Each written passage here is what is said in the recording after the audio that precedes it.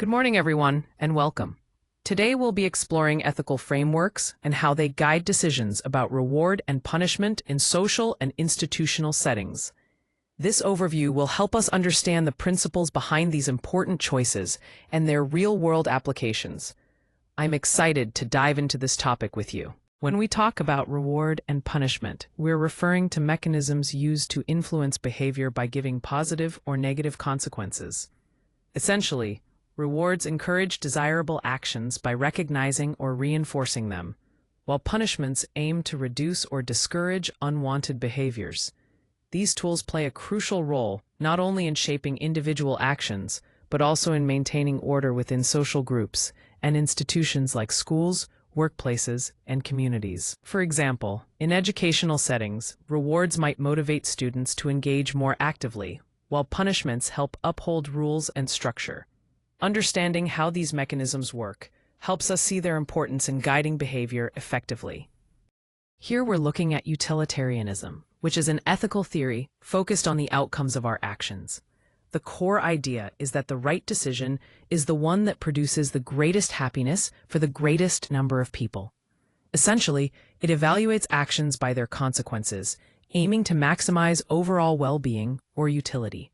This approach is often applied when deciding on rewards or punishments, making sure that the results benefit the majority. The image of the baseball team celebrating reminds me of this principle, where the collective success and happiness of the group take center stage.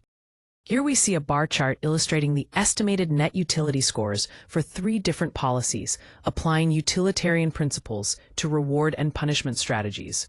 Policy A, which focuses on lenient rewards, yields a net utility score of 15. Policy B, representing a balanced approach, scores the highest at 25, indicating it likely achieves the greatest overall benefit. Meanwhile, Policy C, which emphasizes strict punishment, has the lowest score of 10. This comparison highlights that a moderate, balanced policy tends to maximize collective well-being more effectively than extreme approaches, reinforcing the core utilitarian idea of seeking the greatest good for the greatest number. When we talk about deontology, we're focusing on an ethical framework centered around duty and rules. The core idea here is that actions are guided by moral obligations that must be followed regardless of the consequences. This means that what's right or wrong doesn't depend on the outcomes, but on whether the action itself aligns with a moral duty. One key aspect of this approach is respect for individual rights. These rights are fundamental and must be honored in every ethical decision we make.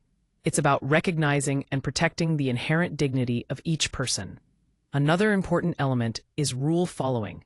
In deontology, there are clear, fair rules that consistently govern how we distribute rewards and punishments.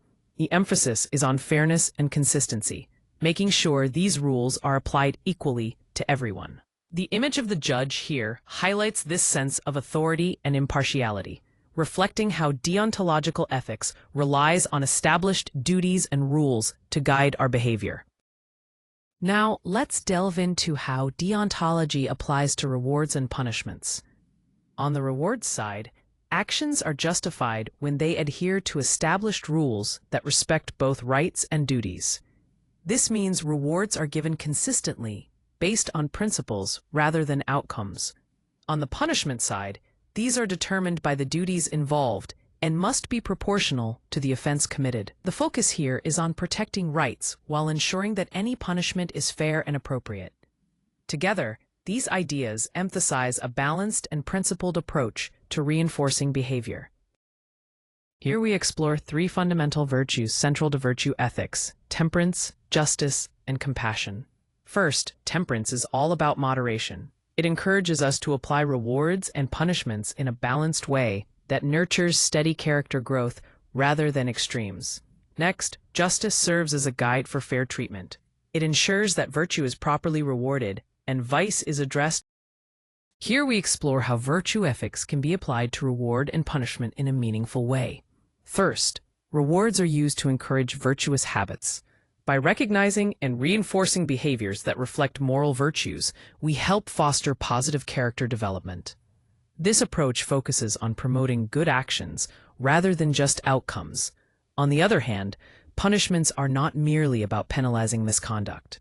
Instead, they serve as corrective guidance aimed at teaching and supporting moral growth. The goal is to help individuals learn from their mistakes and grow into better versions of themselves. This balanced approach helps create an environment where ethical behavior is nurtured through both encouragement and thoughtful correction. Here we see the distribution of rewards among different performer groups, represented by this donut chart. High performers receive the largest share, making up 50% of the total rewards, which reflects the principle of rewarding merit and effort. Average performers account for 35%, acknowledging consistent contributions. Meanwhile, disadvantaged individuals receive 15%, highlighting the commitment to fairness by ensuring that those with fewer opportunities are still supported. This balance illustrates how justice theory aims to create equitable recognition while incentivizing performance. Here we see how different types of justice are emphasized across various institutional contexts. In schools, procedural justice, which focuses on fairness in processes, holds a significant share at 35%, closely followed by distributive justice at 30%, or the equitable allocation of resources. Corrective justice, related to rectifying wrongs, is less emphasized here at 15%. Moving to the workplace, procedural justice takes an even larger role at 50%, highlighting the importance of fair procedures and employment settings. Distributive justice also rises to 40%, indicating a strong concern with fair resource distribution. Corrective justice remains minimal at 10%. In the realm of criminal justice, however, the focus shifts substantially. Corrective justice dominates at 60%, reflecting the system's emphasis on addressing and remedying violations. Procedural justice is still important at 30%, ensuring fairness in legal processes. Distributive justice is much less prominent here, at only 10%. This chart effectively illustrates how justice theories are applied differently based on the social and institutional context, aligning with the specific goals and functions of each setting. Let's take a look at some major ethical frameworks and their key strengths and limitations. First, we have utilitarianism, which is all about maximizing overall happiness and practical outcomes. It's very outcome-focused, but sometimes this can mean individual rights get overlooked in pursuit of the greater good. Next is deontology, which emphasizes moral duties and rules. This approach values consistency, but it can sometimes lead to rigid decisions that don't take consequences fully into account. Moving on, virtue ethics centers on character and moral development. It encourages personal growth and good character, though it can be less clear when it comes to specific decisions about rewards or punishments. Lastly, justice theory highlights fairness and equitable treatment. It's great for addressing issues of fairness. But balancing competing claims fairly can be quite challenging. Each framework offers valuable insights, but also comes with its own complexities. Let's explore some real-world examples that highlight how ethical decision-making plays out in different settings. First, consider a school discipline dilemma, where a student caught cheating faces various possible responses. Depending on whether the approach leans toward restorative justice or strict punishment, the outcome can vary significantly. This shows how ethical frameworks directly influence decisions. Next, in a workplace misconduct scenario, management must decide how to handle an employee's policy violation. The options can range from providing coaching and support to more severe consequences like termination, again reflecting underlying ethical principles.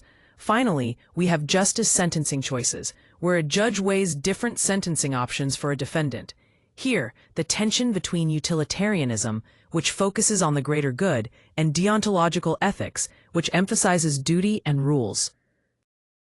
When we look at the challenges in applying ethical frameworks, there are 4 key areas to consider. First, framework conflicts arise because ethical frameworks often contradict each other, making it tough to choose a clear direction. This can complicate decision-making and policy implementation. Second, measurement limitations play a big role. Since it's difficult to quantify ethical outcomes and we lack consistent data and metrics, evaluating the success of policies becomes a real challenge. Third, unintended consequences can occur when ethics-informed policies lead to results that actually oppose the original ethical goals, which can undermine trust and effectiveness. Finally, institutional constraints, such as existing organizational structures and norms, limit flexibility, restricting straightforward ethical decision-making. Together, these factors highlight how complex it is to apply ethics in real-world settings. Here we see that different ethical frameworks influence how we interpret rewards and punishments, with each one highlighting different core values. In practice, making decisions often means carefully weighing these sometimes conflicting ethical goals to navigate complex moral issues. By clearly stating which values guide our choices, we can create policies that are not only clearer, but also fairer for everyone involved. This understanding is crucial for shaping ethical approaches that balance justice and compassion effectively.